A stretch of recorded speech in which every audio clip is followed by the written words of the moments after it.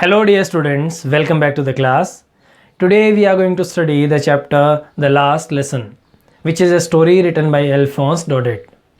This short story is a blend of several themes like one's love for his language and culture, the emotional bond between a teacher and his students, which is always there but it becomes intense especially at the time of farewell, and a human tendency in which one always thinks that he has plenty of time to do one thing or the other, but he is left with only regret after the time is gone. इस कहानी में हमें कई चीज़ें देखने को मिलती हैं, जैसे कि एक इंसान का अपनी भाषा और अपनी संस्कृति से प्रेम, एक अध्यापक और उसके विद्यार्थियों के बीच का एक अटूट प्रेम का बंधन जो कि प्रबल हो जाता है विदाई के समय, और एक मानवीय प्रकृति जिसमें इंसान हमेशा सोचता है कि उसके पास बहुत सा समय पड़ा है लेकिन उसको बहुत अफसोस होता है जब समय निकल जाता है। इसलिए ये कहानी बहुत ही इंटरेस्टिंग है और इमोशनल भी। चलिए शुरू करते हैं। इस कहानी में मेनली दो ही कैरेक्टर्स हैं, एक फ्रेंड्स जो कहानी का नरेटर है जिसकी ये कहानी है, और एम हेमल, मिस्टर हेमल जो फ्रेंड्स के फ्रेंच टीचर हैं यानी फ्रांसीसी भाषा के अध्यापक। एक चीज़ और बताना चाहूँगा, अक्सर स्टूडेंट्स कन्फ्यूज़ होते हैं नरेटर और ऑथर के बीच। इन दोनों में थोड़ा सा फ़र्क होता है। जिसने कहानी को लिखा है वो तो है ऑथर, लेकिन जो कहानी हमें सुना रहा है वो है नरेटर। समटाइम्स नरेटर और ऑथर सेम भी हो सकते हैं। अगर वो कहानी ऑथर की ही हो तो खुद ही ऑथर ही नरेटर हो जाता है, लेकिन समटाइम्स ऑथर किसी कैरेक्टर के थ्रू वो कहानी हमें सुनाता है तो वो कैरेक्टर नरेटर बन जाता है। तो इस कहानी का नरेटर फ्रेंड्स है, ऑथर एल्फोंस डॉडेट, और दोनों सेम नहीं है, ठीक है। कहानी की सेटिंग एल्सेक नाम के एक डिस्ट्रिक्ट में जो फ्रांस में पड़ता है। टाइम है फ्रैंको प्रशियन वार का, जो 1870 और 71 में फ्रांस और प्रशिया यानी जर्मनी के बीच में युद्ध हुआ और जर्मनी की उसमें जीत हुई। और फ्रांस के दो ज़िले, एक तो एल्सेक और एक लोरेन, ये प्रशिया के अंडर में आ गए और वहीं से कहानी शुरू होती है। स्टोरी की शुरुआत होती है फ्रेंड्स के स्कूल रवाना होने से। उस दिन वो थोड़ा देरी से रवाना होता है और स्कोल्डिंग, अपने टीचर से डांट पड़ने का उसको डर लग रहा होता है। डर दो वजह से लग रहा होता है, एक तो लेट हो गया है और दूसरा रूल्स फॉर पार्टिसिपल्स उसको याद करने दिए होते हैं जो उसने याद किए नहीं होते। फिर जब रास्ते में होता है तो उसको कई चीज़ें लुभाती हैं और स्कूल जाने से रोकती हैं। वो क्या क्या, जैसे कि bright day, chirping of birds and soldiers drilling at the back of the साउ मिल, ये सारी चीज़ें उसको रोकती हैं, लेकिन वो खुद पे कंट्रोल करता है और स्कूल की ओर चल पड़ता है। Then while passing through the town hall he sees huge crowd in front of the bulletin board for the latest news। वो देखता है कि बहुत सारे लोग टाउन हॉल के आगे इकट्ठा हुए हैं न्यूज़ जानने के लिए। वो टाइम था जब कम्युनिकेशन ज़्यादा था नहीं, इसलिए जो भी न्यूज़ होती थी वो बुलेटिन बोर्ड पे चिपका दी जाती थी, लोग आके वहाँ से पढ़ लेते थे। तो ऐसा ही वो देखता है, वो सोचता है कि आज ऐसी क्या न्यूज़ आ गई जो इतने लोग इकट्ठा हो गए हैं। खैर उनको इग्नोर करता है और जैसे तैसे वो ही reaches his school and gets shocked. School पहुँचता है तो उसको एक बहुत बड़ा झटका लगता है।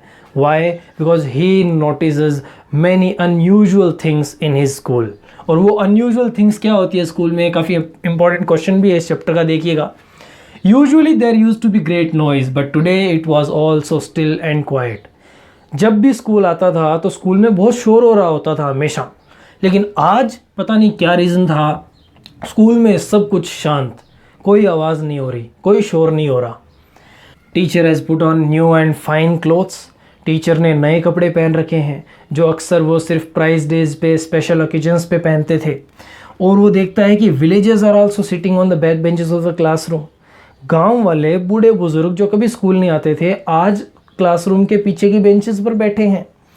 और M Hemal doesn't scold him, और वो लेट हो गया है उसके बावजूद भी एम हेमल उसको डांटते नहीं हैं। ये देखकर बड़ा हैरान हो जाता है कि आज ऐसा क्या है special. Then M Hamel announces something. M Hamel Franz के आने के बाद में एक अनाउंसमेंट करते हैं कि it is their last French lesson, कि बच्चों ये आपका आखिरी फ्रांसीसी भाषा का पाठ है, आज के बाद मैं आपको कभी भी फ्रांसीसी भाषा नहीं पढ़ा पाऊँगा। क्योंकि an order has come from Berlin to teach only German in the schools of Alsace and Lorraine. जैसा कि हमने शुरू में जाना कि प्रशिया ने फ्रांस को डिफीट करके उसके दो ज़िले अपने अंडर में ले लिए होते हैं, तो प्रशिया यानी जर्मनी ने जर्मन लैंग्वेज अप्लाई कर दी होती है कि आज के बाद सारे के सारे स्कूल्स में सिर्फ जर्मन लैंग्वेज ही पढ़ाई जाएगी, फ्रेंच नहीं पढ़ाई जाएगी। और ऐसा एक ऑर्डर बर्लिन से आया है जिसकी वजह से आज ये हमारा आखिरी पार्ट है। इसके बाद मैं आपको कभी भी फ्रांसीसी भाषा नहीं पढ़ा पाऊँगा। और जैसे ही अनाउंसमेंट होता है, फ्रेंड्स की फीलिंग्स अचानक अपनी स्टडीज़, अपनी टीचर, अपनी स्कूल के लिए चेंज हो जाती हैं। और टीचर के ये वर्ड्स उसके लिए एक थंडर क्लैप की तरह, यानी बिजली की कड़कड़ाहट की तरह उसके ऊपर गिरते हैं। And friends feels sorry for ignoring his studies and lessons. उसको वो तुरंत उसी वक्त खेद होता है कि उसने अपने पार्ट ठीक से तैयार नहीं किए, उसने अपनी स्टडीज़ को इग्नोर किया, वो अपने टीचर को क्रैंकी समझता था। ये सारी चीज़ें उसके दिमाग में एक अचानक आ जाती हैं। His books seem to be his old friends. थोड़ी देर पहले रास्ते में जो उसको किताबें उसकी भारी लग रही थीं, अब उसको वही किताबें अपनी पुरानी दोस्त जैसी लगने लगती हैं। And he forgets all strictness of his teacher. वो अपने टीचर को क्रैंकी, पागल, सनकी समझता था, लेकिन तुरंत वो सारी स्ट्रिक्टनेस, वो सारा सख्तीपन जो है टीचर का, वो भूल जाता है। उसके बाद में M Hamel calls Franz to recite. तो एम हेमल फ्रेंड्स को ही बुलाते हैं कि तुम सुनाओ बेटा, कल जो तुम्हें रूल्स फॉर पार्टिसिपल्स याद करने दिए थे। लेकिन friends mixes up in his first words. Friends नहीं सुना पाता, वो अटक जाता है, इमोशनल हो जाता है। तो एम हेमल पहले तो उसको ब्लेम करते हैं कि तुमने हमेशा हर चीज़ को यही सोच के टाल दिया कि मेरे पास बहुत सा समय पड़ा है, मैं कल कर लूँगा, करूँगा, और आज देख लो कल करते हुए कहाँ आ गए हैं। अब हम पढ़ भी नहीं पाएंगे हमारी फ्रेंच लैंग्वेज। उसके बाद एम हेमल उसके पेरेंट्स को भी ब्लेम करते हैं कि तुम्हारी गलती नहीं है, तुम्हारे पेरेंट्स की भी गलती है जो तुम्हें काम पे लगा देना चाहते थे, तुम्हें पढ़ाना नहीं चाहते थे। उसके बाद वो खुद को भी ब्लेम करते हैं कि मैं भी दोषी हूँ जिसकी वजह से तुम नहीं सीख पाए। मैं अक्सर जब भी मुझे फ़िशिंग पर जाना होता था तो मैं छुट्टी दे देता था, और जब भी मुझे बगीचे में पानी देना होता तब मैं तुम्हें पानी देने भेज देता। तो इस तरह से वो सबको ब्लेम करते हैं, थोड़े इमोशनल हो जाते हैं। उसके बाद में मैम हेमल प्रेज़ करते हैं फ्रेंच लैंग्वेज को। वो बताते हैं कि दुनिया की सबसे सुंदर भाषा है फ्रेंच लैंग्वेज, फ्रांसीसी भाषा। वो बताते हैं कि दुनिया की सबसे साफ़ सुथरी, क्लियरेस्ट लैंग्वेज है फ्रेंच, और बताते हैं कि मोस्ट लॉजिकल लैंग्वेज भी फ्रेंच है इस दुनिया की।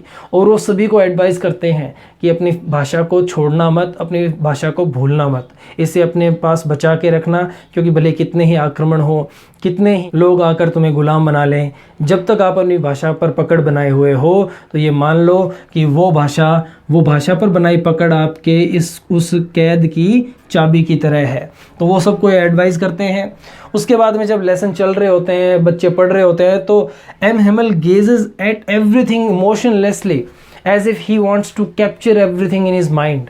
वो हर चीज़ को बहुत ही गौर से देखते हैं, ये सोच के कि वो उनका ये आखिरी दिन है, और हर चीज़ को अपने दिमाग में वो एक पिक्चर की तरह कैद कर लेना चाहते हो। Because he has worked for 40 years in the same school. 40 साल अपने जीवन के उन्होंने उसी स्कूल में पढ़ाए होते हैं, और 40 साल के बाद किसी जगह को छोड़ के जाना, अपने वर्क प्लेस को छोड़ के जाना, एक बहुत ही टची, एक बहुत ही इमोशनल मोमेंट होता है। और उसके बाद में जब क्लास का एंड आता है तो वो बहुत इमोशनल हो जाते हैं। जैसे ही चर्च क्लॉक 12 बजे की घंटी बजाती है, M Hamel gets emotional. He is unable to speak.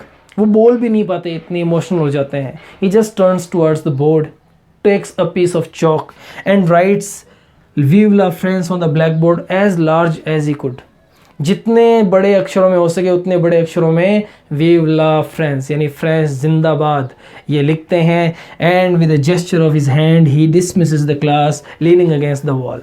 वो इतने इमोशनल हो जाते, खड़े भी नहीं रह पाते, दीवार का सहारा लेके, और अपने हाथ के इशारे से सबको कह देते हैं कि आज की छुट्टी। और इस तरह से ये चैप्टर पूरा होता है। तो एक तरह से हम ये देखते हैं कि एक टीचर और उसके स्टूडेंट्स अपनी आखिरी क्लास में इमोशनल हो जाते हैं, और अपनी जो मदर टंग होती है उसकी वैल्यू क्या होती है वो तब पता चलती है जब उससे हम दूर जाते हैं। That was the story. चलते हैं क्वेश्चन आंसर्स की ओर। Question number 1, why was the narrator scared of going to school that morning? Answer है the narrator was scared of going to school because of 2 reasons. 2 कारण थे जिसकी वजह से वो डर रहा था। First, he got late. पहला कारण कि उसे देर हो गई थी। And second, he did not prepare the rule for participles that his teacher had given him to prepare. दूसरा कारण ये कि उसने रूल फॉर पार्टिसिपल्स तैयार नहीं किए थे जो उसके टीचर ने उसे तैयार करने के लिए दिए थे। Question number 2, what did French see as he pass the town hall? Town hall से गुजरते वक्त फ्रेंच ने क्या देखा? Answer, French saw a huge crowd in front of the town hall. French ने टाउन हॉल के सामने एक बड़ी भीड़ देखी। The crowd gathered there to see the latest news on the bulletin board. भीड़ वहां सूचना पट पर नई खबर देखने के लिए इकट्ठा हुई थी। Question number 3, who were the village people, how did they look? गांव वाले कौन थे, कैसे दिखाई दे रहे थे? The villagers who attended the school that day were, वो गांव वाले जो उस दिन स्कूल आए थे वो थे द फॉर्मर मेयर यानी भूतपूर्व mayor, the postmaster, an old man Hauser and many others. ये सब थे। They all looked sad because it was the last class of their own language French. वो सब उदास दिखाई दे रहे थे क्योंकि ये उनकी अपनी फ्रांसीसी भाषा का आखिरी पाठ था। Question number 4, why did mister Hamel say that it was the last lesson? Mr Hamel ने ऐसा क्यों कहा कि ये आखिरी पाठ था? Answer, an order had come from Berlin, Berlin से एक आदेश आया था to teach only German in the schools of Alsace and Lorraine. Alsace और लोरेन के स्कूलों में केवल जर्मन पढ़ाने का आदेश आया था। So Mr Hamel M Hamel announced in the class that it was the last lesson of French. इसीलिए एम हैमल ने यह घोषणा की कक्षा में कि फ्रांसीसी भाषा का ये आखिरी पाठ था। Question number 5, how did Franz's attitude towards his books and Mr Hamel change? Franz का रवैया अपनी किताबों और मिस्टर हैमल के लिए कैसे चेंज हो गया? Answer, when France heard that it was the last lesson of the French language his feelings suddenly changed. जब फ्रांस को ये पता चला कि ये उसकी फ्रांसीसी भाषा का आखिरी पाठ है तब उसकी भावनाएं अचानक बदल गई। His books became his old friends, उसकी किताबें उसको अपनी पुरानी दोस्त लगने लगी। ही forgot the strict behaviour of his teacher, वो अपने अध्यापक का सख्त रवैया भी भूल गया। He felt sorry for ignoring his studies, और उसे अपनी पढ़ाई को अनदेखा करने पर खेद महसूस हुआ। Question number 6, why had Franz not been able to learn much at school? Franz school में ज़्यादा कुछ क्यों नहीं सीख पाया? Answer, Franz was unable to learn much at school because, वो इसलिए नहीं सीख पाया क्योंकि he use to ignore his studies, वो अपनी पढ़ाई को अनदेखा किया करता था। He often avoided going to school, अक्सर स्कूल नहीं जाता था। He went in search for eggs of birds and for sliding on the सार, अक्सर पक्षियों के अंडे ढूंढने चला जाता था और सार नाम की एक नदी है फ्रांस में, उस पर वो फिसलने या तैरने चला जाता था। Question number 7, what did mister Hamel say about the French language? French भाषा के बारे में मिस्टर हैमल ने क्या कहा? Answer, mister Hamel said that French language was the world's most beautiful language, कि फ्रांसीसी भाषा दुनिया की सबसे सुंदर भाषा है। It was the clearest and most logical language, ये दुनिया की सबसे साफ सुथरी, सबसे तार्किक भाषा है।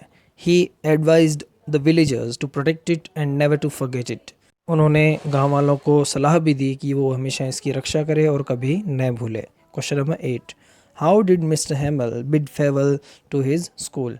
मिस्टर हैमल ने स्कूल को किस तरह से विदाई दी? Answer, while bidding farewell to his class M Hamel got emotional, अपनी कक्षा को विदाई देते वक्त एम हैमल थोड़े से भावुक हो गए। He could not utter even a single word, वो एक शब्द भी नहीं बोल पाए। So he took a chalk and wrote vive la France on the black board, इसलिए उन्होंने एक चॉक ली और ब्लैक बोर्ड के ऊपर बड़े अक्षरों में वीव ला फ्रेंड्स लिखा। And at last by the gesture of his hand, और अंत में अपने हाथ के इशारे से ही डिसमिस्ड द स्कूल, उन्होंने स्कूल की छुट्टी कर दी। लॉन्ग आंसर्स में क्वेश्चन नंबर 1 है, it was the day of surprises for friends, what surprises did he notice at school that day? Question है कि फ्रेंड्स ने उस दिन बहुत से आश्चर्यजनक चीज़ें देखी, वो क्या क्या थीं? Answer, it was Indeed the day of surprises for friends, friends के लिए वास्तव में ये दिन आश्चर्यजनक चीज़ों से भरा हुआ था।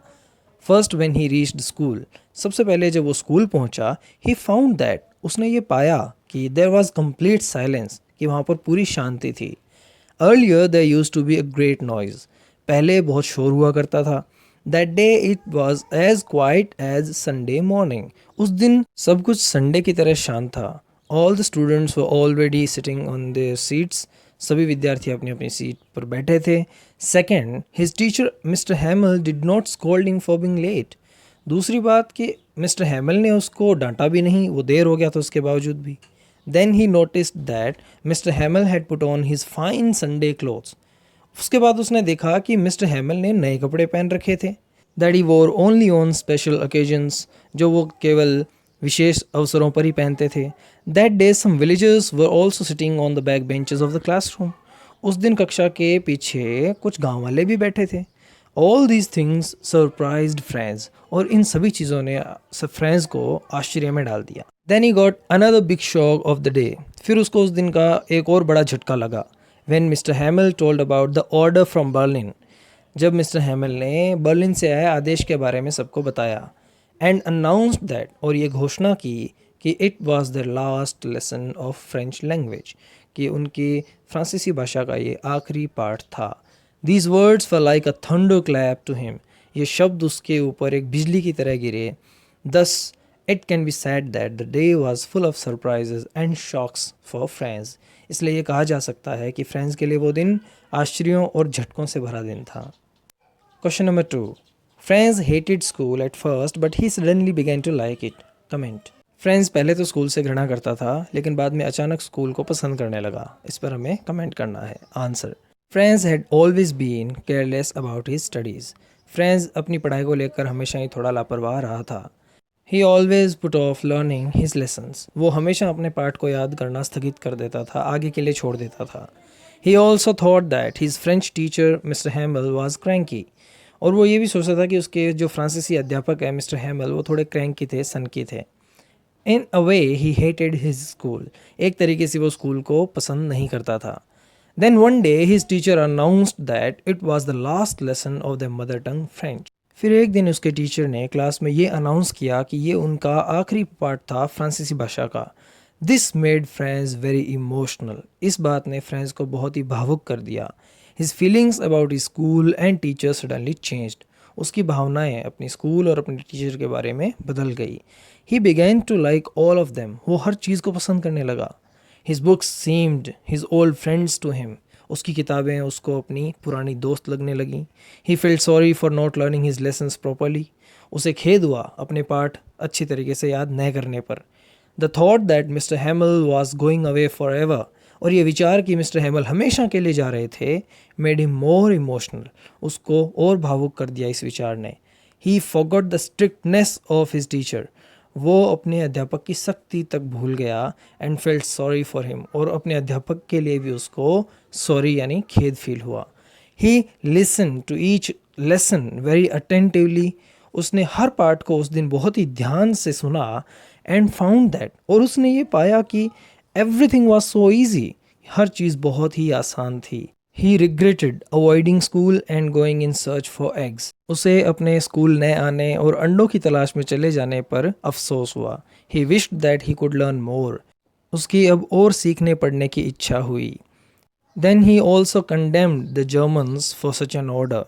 फिर उसने जर्मन्स की भी ऐसे ऑर्डर के लिए निंदा की। दस his feelings changed about his school and teacher. इस तरह से अपने स्कूल और टीचर के बारे में उसकी भावनाएं बदल गई। Question number 3, what ideas of mister Hummels character do you form after reading the last lesson. यानी मिस्टर हैमल का character sketch. Answer, mister हैमल was a French teacher. Mister हैमल एक फ्रांसीसी भाषा के अध्यापक थे। He was always dedicated towards his students and school. वो अपने विद्यार्थियों और अपने विद्यालय के प्रति पूरे समर्पित थे। He had spent 40 years of faithful service in the same school. उन्होंने इसी स्कूल में 40 साल तक अपनी वफादार सेवाएं दी थी। He was a true patriot. वो एक सच्चे देशभक्त भी थे। He considered his mother tongue French the most beautiful language in the world. वो फ्रांसीसी भाषा को दुनिया की सबसे सुंदर भाषा मानते थे। According to him it was the clearest and most logical language in the world. उनके अनुसार फ्रांसीसी भाषा दुनिया की सबसे साफ सुथरी और तार्किक भाषा थी।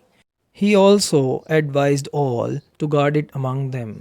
उन्होंने सबको सलाह दी कि वो इस भाषा को अपने बीच में सुरक्षित रखे। Though he was a little strict teacher, he was also very sensitive and emotional person. हालांकि वो एक सख्त अध्यापक थे, वो एक संवेदनशील और भावुक व्यक्ति भी थे।